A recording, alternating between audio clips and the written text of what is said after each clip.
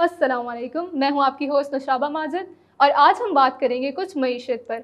जैसे कि आप जानते ही हैं कि डॉलर की कीमत में बहुत इजाफा देखा जा रहा है, साथ ही रुपये अपनी कीमत मार्केट में खोता ही जा रहा है। मईशत का बहरान है और सियासी गैर यकीनी सूरत हाल, ये तमाम मसाइल से आज हमारा मुल्क दो चार है। इन पर डिस्कशन करने के लिए आज हमने दावत दी है एक senior economist mister Shakeel Anwar कमाल। अस्सलाम वालेकुम सर, कैसे हैं आप? Thank you very much, I am fine, thank you. हमारा रुपया इंटरनेशनल मार्केट में अपनी कदर कीमत खोता जा रहा है। नौशाबा, ये बड़ा अहम सवाल है क्योंकि रीसेंट वीक के अंदर हमने एक रिकॉर्ड हाई देखा डॉलर की कीमतों के अंदर, और इस वक्त पाकिस्तान के अंदर सबसे सस्ती चीज़ जो है वो पाकिस्तानी रुपया है, और बाकी महंगाई का बहुत ज़्यादा रुझान है। और ये महंगाई जो है वो सिर्फ पाकिस्तान में नहीं है, एक इंटरनेशनल फिनोमेना है, और इसकी जो वजह है वो पाकिस्तान का जो बजट डेफिसिट है और ट्रेड डेफिसिट है, जो इतना ज़्यादा बढ़ता चला जा रहा है, जिसकी वजह से रुपया अपनी कदर खोता चला जा रहा है। यकीनन इसकी जो अवामिल हैं वो बहुत सारे हैं, इसकी रीज़न्स बहुत सारी हैं, और ये आज नहीं गिरा है रुपया। गुज़िश्ता 3-4 सालों के अंदर रुपया अपनी कदर खोता चला जा रहा है। और जब आप जानते हैं कि जिस वक्त पीटीआई की हुकूमत 2018 में आई थी, उस वक्त 118-120 रुपए का डॉलर था, और आज 190 रुपए डॉलर हो चुका है। गो कि ये जो नई हुकूमत आई है वो फ़कत 1 महीना ही हुआ है उसको, और यही अराउंड में इसी के आसपास ही रुपया हूवर कर रहा था अगेंस्ट डॉलर। और इस वक्त जो सूरत हाल है वो डेफिसिट की बहुत ज़्यादा है, इसलिए कि पाकिस्तान के ऊपर खसारा बढ़ता चला जा रहा है, पाकिस्तान के अंदर पॉलिटिकल इनस्टेबिलिटी है, और पाकिस्तान के अंदर जो सियासी रस्साकशी इतनी टेंस हो चुकी है कि लोगों का, बिजनेसमैन का कॉन्फिडेंस शटर हो गया है। हमें पता नहीं है कि कल क्या होगा, हमें पता नहीं है कि आज हम जो बिजनेस कमिटमेंट कर रहे हैं कल वो फुलफिल कर सकेंगे या नहीं करेंगे, इसलिए कि गवर्नमेंट की पॉलिसीज़ का पता नहीं है, गवर्नमेंट का पता नहीं है। तो जो पॉलिटिकल इनस्टेबिलिटी है वो बहुत बड़ी रीज़न है हेयर इन पाकिस्तान। हाँ, अक्रॉस द वर्ल्ड अगर आप देखें तो जाहिर है कोविड के बाद जिस तरह से महंगाई में इजाफा हुआ है, जिस तरह से पूरी दुनिया में महंगाई की लपेट में आया हुआ है, ना सिर्फ पाकिस्तान बल्कि यूरोप और अमेरिका के अंदर महंगाई बहुत ज़्यादा बढ़ गई है। गैसोलीन की कीमतें बढ़ गई हैं, रोज़मर्रा जो अशिया हैं हमारी इस्तेमाल की, उनकी कीमतों में बहुत इजाफा हो गया है, क्योंकि लॉजिस्टिक्स महंगी हो गई हैं, बिजली की कीमतें महंगी हो गई हैं, गैसोलीन की प्राइसेस महंगी हो गई हैं, जिसकी वजह से महंगाई बढ़ी है। महंगाई बढ़ने की वजह से हम, चूंकि आप जानती हैं कि इंपोर्ट के ऊपर ज़्यादातर इन्हिसार है हमारा, और तकरीबन 60 से 65 अरब डॉलर की हमारी इंपोर्ट्स हैं, और उसके मुकाबले में हमारी जो एक्सपोर्ट्स हैं वो सिर्फ 24 से 25 अरब डॉलर के टारगेट्स पर हैं, जो कि एक बहुत बड़ा डिफरेंस है। और ये डिफरेंस जो है हमारी रुपए की कदर को दिन ब दिन तनज़्ज़ुली का शिकार कर रहा है। राइट सर, आपने बिल्कुल सही कहा। मगर सर, जो IMF है, इंटरनेशनल मॉनेटरी फंड, क्या वो पाकिस्तान को इस साल कर्जा देने के लिए तैयार है? और अगर हाँ, तो क्या शराइत और ज़वाबित उसके साथ लागू किए जाएंगे? देखिए, इस वक्त जो अनसर्टेन सिचुएशन है ना, इसकी वजह IMF भी है, क्योंकि ज़ाहिर है 18 मई को उनके साथ एक मीटिंग डिस्कस हुई है। अभी रीसेंट पास्ट के अंदर ही आप जानते हैं कि पाकिस्तान के foreign minister Miftah Ismail America भी गया और उनके साथ निगोशिएट कर करके आए, और उन्होंने जो पैकेज है पाकिस्तान का उसको रिवाइज करने की बात की। लेकिन चूंकि पाकिस्तान के ऊपर कर्ज़ों का बोझ है और IMF को अपने कर्ज की वापसी की भी फिक्र है, तो वो कुछ ऐसी सख्त शराइत डालना चाह रहा है जो कि पाकिस्तान की हुकूमतें उसको फुलफिल नहीं कर रही हैं। लास्ट टेन्योर के अंदर इमरान खान साहब जिस वक्त वज़ीर आज़म थे, तो जाते जाते उन्होंने एक पॉपुलर फैसला किया था, और वो फैसला ये था कि पेट्रोल की और बिजली की कीमतों को फ्रीज कर दिया था। 150 रुपए पर पेट्रोल की कीमत टिल जून उन्होंने फ्रीज कर दी कि जी हम इससे ज़्यादा बढ़ाएंगे नहीं। हुकूमत बदल गई, शहबाज शरीफ साहब वज़ीर आज़म बन गए, और उसके बाद उन्होंने 2 दफ़ा ओगरा की जो समरी है प्राइस रिवाइज करने की, उसको मुस्तरद कर दिया। उन्होंने भी यही पॉपुलर फैसला आगे बढ़ाया। अब जाहिर है जब आप महंगा पेट्रोल खरीदेंगे तो सस्ता कैसे बेचेंगे? IMF की पहली शर्त यह है कि आप पेट्रोल को इंटरनेशनल प्राइसेस के मुसावी लेकर के आएं और सब्सिडीज खत्म करें।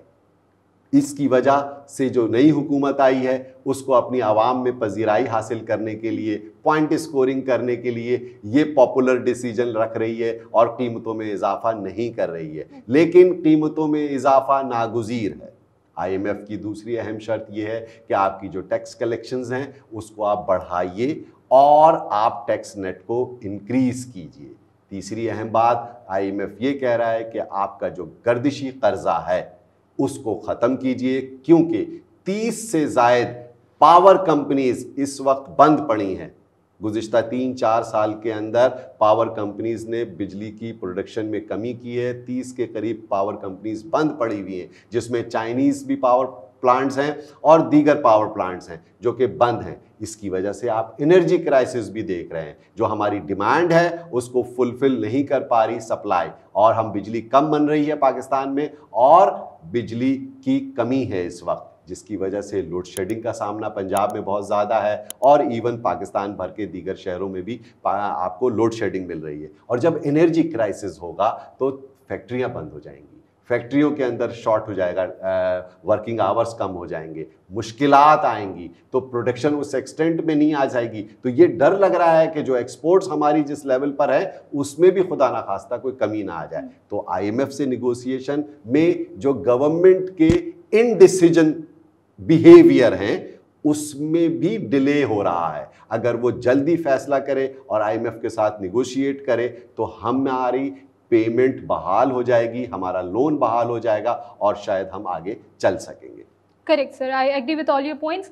लेकिन सर ये बताइए, इस हफ्ते का अगर जायज़ा लिया जाए तो पाकिस्तान स्टॉक एक्सचेंज जो मार्केट है उसमें नुमाया मंदी देखी गई है, उसकी क्या वजूहात है और इससे क्या असरअंदाज हो रहे हैं? अच्छा, पाकिस्तान की स्टॉक मार्केट जो है वो गुज़िश्ता कई महीनों से मंदी का भी शिकार है। बीच में थोड़ा सा आप सर्ज भी आया था पाकिस्तान स्टॉक एक्सचेंज के अंदर, लेकिन पिछले हफ्ते हमने रिकॉर्ड मंदी देखी है और इवन स्टॉक मार्केट जो है KSE 100 इंडेक्स 43,000 के नीचे ट्रेड हो रहा है। अब मसला ये है कि जब राइजिंग इंटरेस्ट रेट सिनेरियो है, आप जानती हैं कि पिछले मॉनेटरी पॉलिसी के अंदर स्टेट बैंक ने इंटरेस्ट रेट को 13.25% कर दिया और अब मजीद इंटरेस्ट रेट बढ़ाने की बात हो रही है और 15% इंटरेस्ट रेट की बात हो रही है। तो जब इंटरेस्ट रेट बढ़ेगा स्टॉक मार्केट से इन्वेस्टमेंट पुल आउट होगी। दूसरी रीज़न, पाकिस्तान की जो ओवरऑल मजमूई सियासी सूरत हाल है वो बड़ी शेकी है, इसकी वजह से इन्वेस्टर्स कॉन्फिडेंस नहीं होता।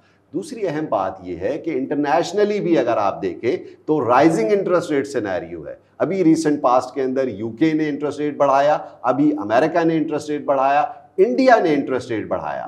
तो सब जगह पर इन्फ्लेशनरी प्रेशर इतना ज़्यादा है कि महंगाई की वजह से उनको अपने इंटरेस्ट रेट बढ़ाने पड़ रहे हैं और पाकिस्तान में भी इंटरेस्ट रेट बढ़ाना इनके लिए नागुज़ीर हो गया, जिसकी वजह से स्टॉक मार्केट के अंदर हमें बड़ी शदीद मंदी की लहर नज़र आ रही है।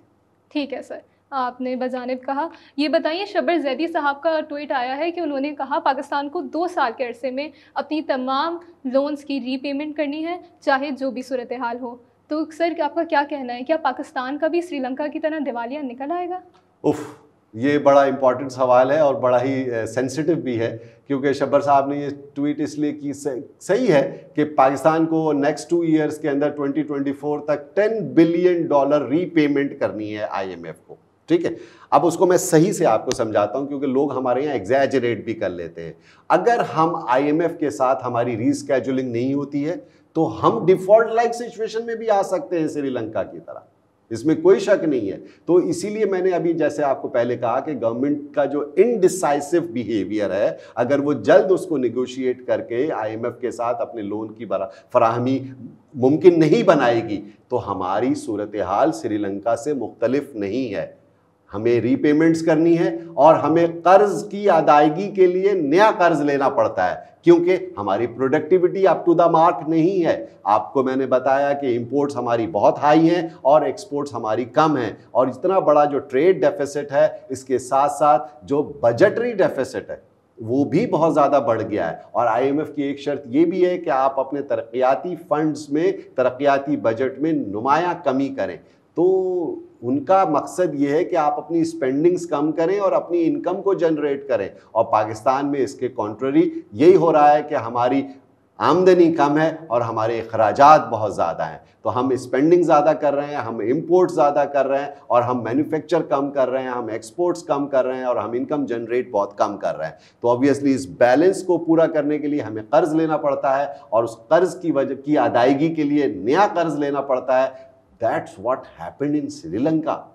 वहाँ भी कर्ज पर कर्ज का मसला है, वहाँ पर गवर्नमेंट की इनएफिशिएंसी, लैक ऑफ गवर्नेंस की वजह से आज मुल्क दिवालिये का शिकार हो गया। वहाँ मुजाहरे हो रहे हैं, इवन वायलेंस इतना ज़्यादा बढ़ गया है कि लोगों ने सरकारी इमलाक को नुकसान पहुँचाना शुरू कर दिया है और वहाँ पर कत्लो गारत गरी का सामान है।